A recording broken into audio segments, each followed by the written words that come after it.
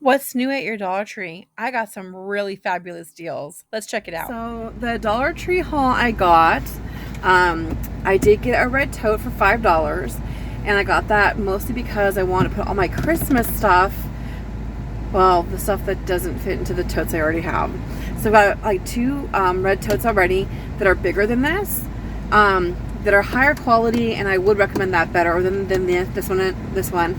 But I was like, I'm there, right? And it'll double as a container for my stuff that I got. So I did get one red tote for gathering up all the holiday stuff into this container. And I was so excited, people. They have gardening stuff out now. So I'm going to use this to kind of contain my haul here. But they had Christmas stuff after Christmas on sale, 50% off. So I got a couple things of the erasers for my classroom and a bunch of different holiday pencils.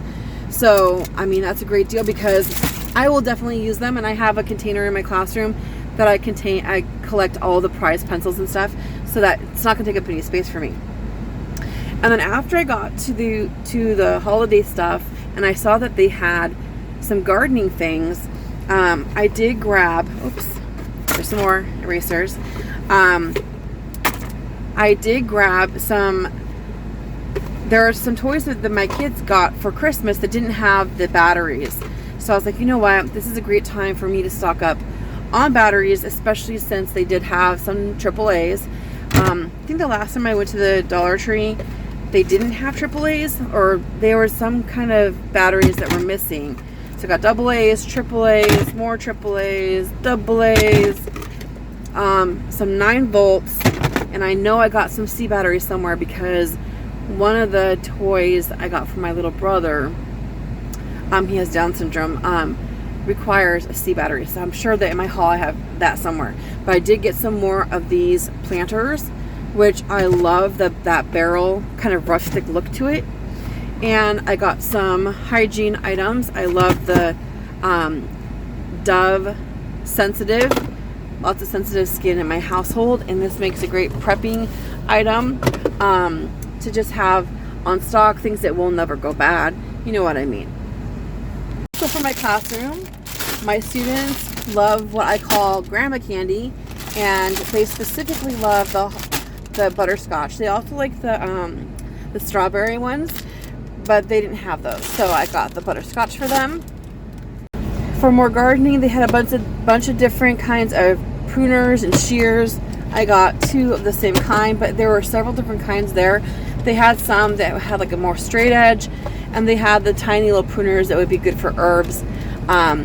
Since I can just use scissors for herbs, I decided to just go ahead and get these pruners. I did splurge a couple months back at Home Depot or Lowe's or something, and I bought some pruners that cost like $30. But I got those because I needed to be able to cut through actual branches, like really thick branches. So these are just for like when I'm pruning tomatoes and very soft woods, about no bigger than the diameter of a pencil. Otherwise, they tend to break, and that spring pops off. That's the biggest problem with these. But you know what? I've purchased really expensive pruners and had issues too. So I don't know, it just seems like a bargain. I did grab an air freshener for the car with the idea that if this scent isn't strong enough, I could always add some of my own essential oils to this. And it actually smells really good. It's supposed to be like eucalyptus. I'm sure that whatever those little pearls are in there are probably not eco-friendly or whatever, but I think it looks super cute. I'm going to hang this up now in my car so that, oh, it smells so nice in here. Yes, there's more soaps. Whenever I see that they have the sensitive, I always grab those because they're so expensive in the regular stores. So for $1.25, that's such a good bargain for my family we all get really, I wouldn't say like dermatitis, but like we get like rashes and stuff from really strong scented bars of soap. Sometimes it's nice just for your hands to have those, but for your body, the sensitive soap is so nice. And I'm always needing pens. And with like prepping, if you're into that, you always want to make sure that you have paper and pens, all different kinds of writing utensils and stuff. And I always like to have Sharpies. Sharpies are great for bug out bags, in your truck or your car, in your purse. I like to carry them around with me everywhere, and I use them for gardening labels when I like to write the plant types and stuff. And but for some reason I can never find them, right? I'm always buying them. I'm always buying these Sharpies, and then I can never find them. Does that happen to you? I'm not sure if it's a memory issue or if I'm just that disorganized. Like, I can never find Sharpies, but I'm constantly buying them. And yes, I did buy some more of these like 9-volt batteries. You just can't beat that price. And then I finally did find the C batteries that I bought. I only think I needed one of these. It's for that little fishing game, with the little fishing poles, the little magnet mouths. It's adorable. I got that for my little brother for Christmas. And then I was like, I thought it took double A's, but it took C's. So had to grab some of those. I don't usually need that type, but I was super excited. Yes, I got these like planters. They have this like little handle. Now I can tell that these are not going to stand the test of time for very long. It feels like the same kind of plastic that those those like planters that have like 3 and then you stack them up. It feels like the same plastic, and those do not last very long. But my plan with these hanging pots, these hanging planters, is that I will put them on the side of my fence, hang them over the side of the fence, right? When they're looking great. So when the plant is at its prime, I'll hang them up, and then when it starts to get a little bit too spent, or it's going to the not so pretty part of the life cycle of the plant, that I would take it out and put in another one. And the real trick with keeping plastics nice is not to let them dry out and get too hot in the sun. So if I'm constantly trading these out, then I think that will make them last longer, basically. And those hanging containers, I've bought some really expensive ones that were metal. They rusted and some of the handles fell off. So plastic is kind of underrated in terms of like how long it will last and so forth, but sometimes metal and wood also don't last. So there's a trade-off there. And I do like this terracotta because it looks more natural, anyway, in my mind, in my perspective. They had some other colors as well. Lots of other colors to choose from if you like these hanging containers for your plants. And the holes you would have to put yourself. They have like a little place for it, but I think I'd leave it plugged up. And then what I'll do is I'll just take the whole little small pot that I am planting in and put it inside. So then there'll be like a reservoir of water underneath, so it can wick up from the bottom. So that's my plan, to keep those from the plants for lasting longer, especially since it'll be out in front of the house where there'll be lots of direct sun, really, really hot in the summertime. So I'm thinking, I don't want them to have drainage holes. I'm going to put them in a pot inside of this container. And I had purchased on Amazon some really cheap, it looks like terracotta, and they sell the same little type of pots at Dollar Tree. Sometimes they're really small, but the ones I got on Amazon were bigger, but they're the same really cheap quality where they're just really flimsy. And I thought, what, I don't want them to go to waste, but I could put them in here as like a liner, and then maybe put a few rocks underneath that, so that the water can, like I said, like a little reservoir in there, wick up from the bottom. And then I could swap out those containers inside of these, but I could also have like 3 of these up and then 3 of them ready to go. When these 3 are looking like they've seen better days, put them off to the side in the shade, let them continue growing, collect the seeds from those plants, and then swap in the plants that look a little bit more in their prime. So that's my plan. kind of like, I'm not really so much into aesthetics, to be honest, but I was just thinking, just kind of up my game with that, because I'm really more into medicinals, edible stuff, and less into how things look. But I mean, who doesn't like a beautiful garden, right? So I'm going to spend a little bit more attention on how things look. That's one of my New Year's resolutions, actually, now that I'm talking about it. So trying to focus a little bit more on curb appeal, because I really have focused more on the life of the plant, like the life cycle of the plant, not really how it looks to everybody else. So does that make sense? Talking a little bit about aesthetics, I really haven't been one who really cares about all my pots matching, and I actually kind of like the mismatched look, like even with my dishes. Yes, I know, I'm weird, but I got 5 of these containers. I don't think they're really they're not going to be good for outside. They're kind of rigid plastic, but what I liked about these is that you've got the 3 holes in the inside. They've got the little reservoir area here on the side, so you can't overwater, because if you overwater very much, it's going to spill out the side. But at least you have, this is like, if you buy the little dishes separately, it can be a couple dollars each. I actually like to buy plastic plates, and I use those instead. The ones from the Dollar Tree, you get like 8 or 10 or something for $1.25. But I thought, you know what, this is matching. It's dark, which means when the water pools up here, it tends to leave like a stain, and that doesn't look really good on lightly colored pots.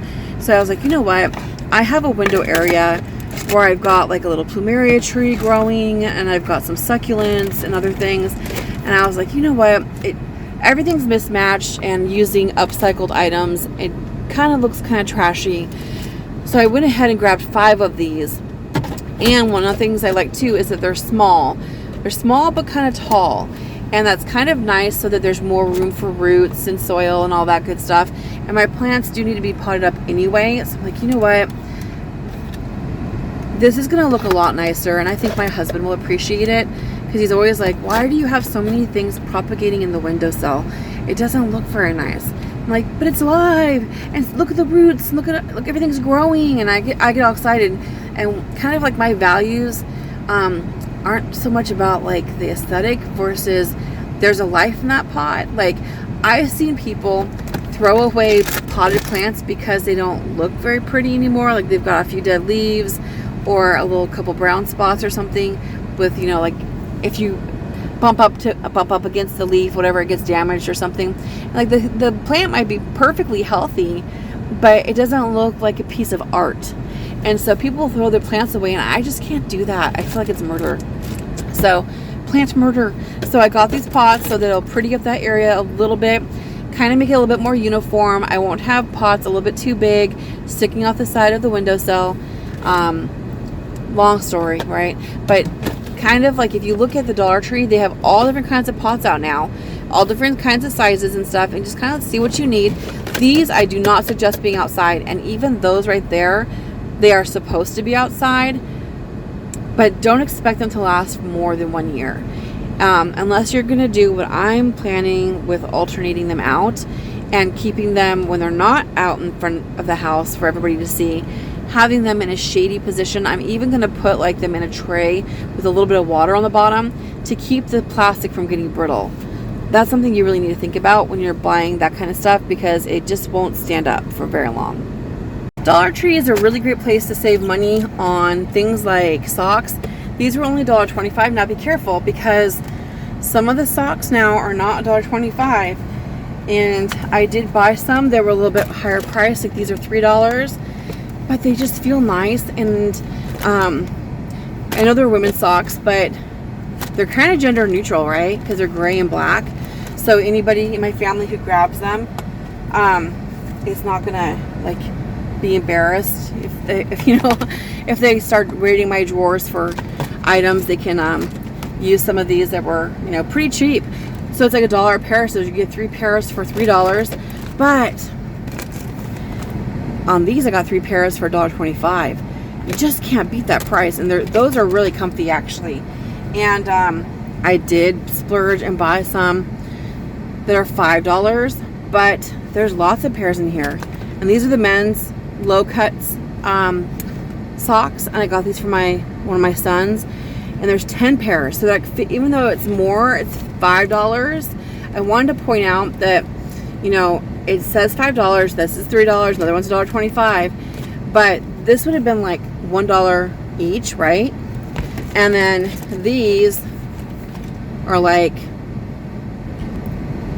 these are only like 42 cents each, and that's a great deal. Obviously the cheapest of all of them, but 42 cents or 50 cents or $1, you really can't go wrong buying things like socks at the Dollar Tree.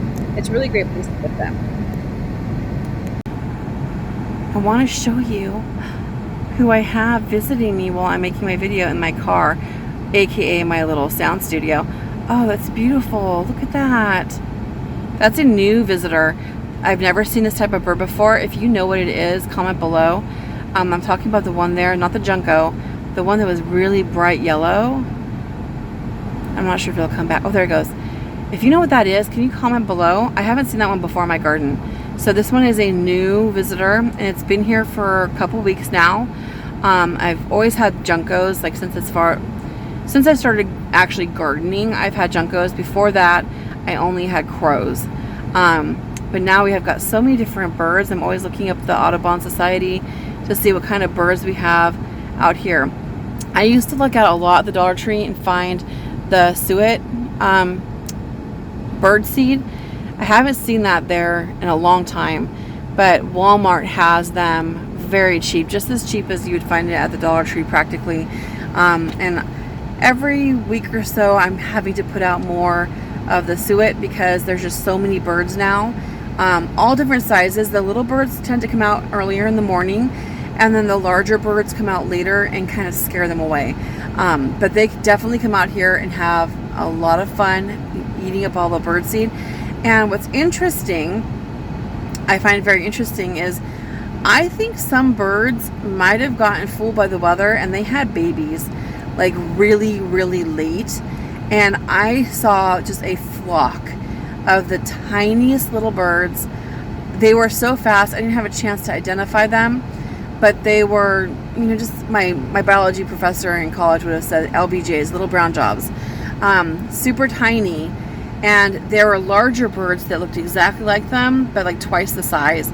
So I'm pretty sure the birds got really confused by the weather, because it's been, I wouldn't say it's warm, but it's been really warm for Washington. Like, we haven't had snow, we haven't had icy roads, we haven't had any canceled school days yet. Everything's been super late. I've had some plants that are, I have plants that are still flowering.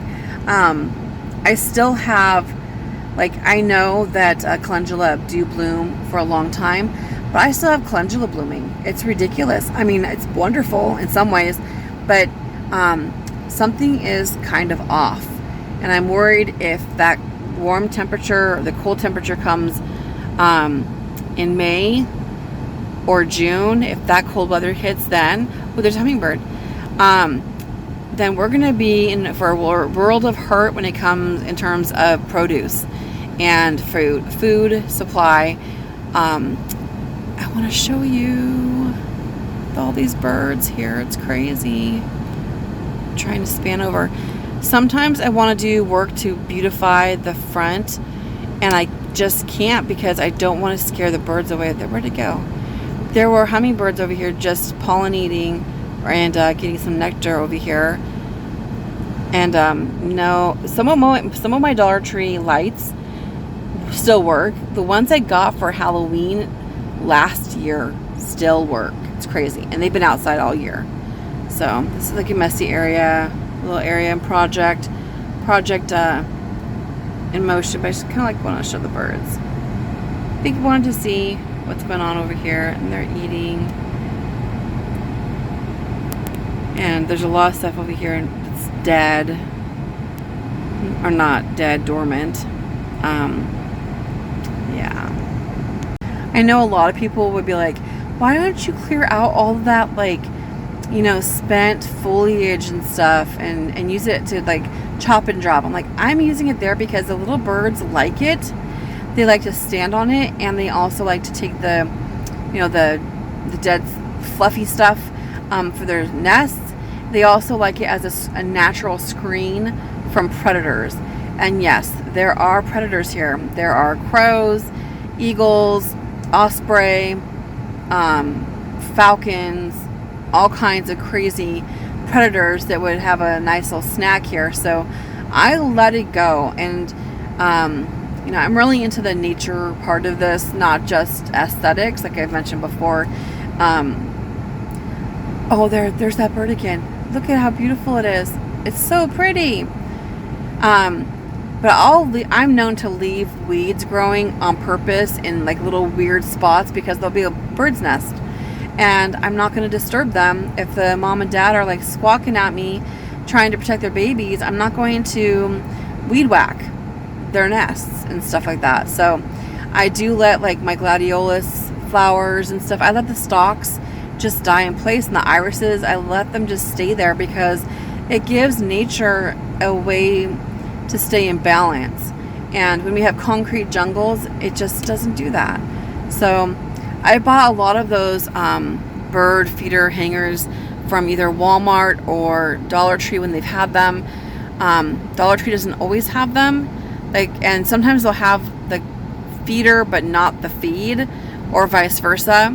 So if I'm there and they have one or the other, I'll grab them. But I don't rely on them anymore. I basically will buy at Walmart online or something, because I'll spend a lot of time walking down the aisles and so forth trying to find some bird seed, and it's just for fun. When you're in the garden and you're growing stuff for yourself and your family, and you get these little garden visitors like hummingbirds and the juncos, and I haven't seen American robins yet this year.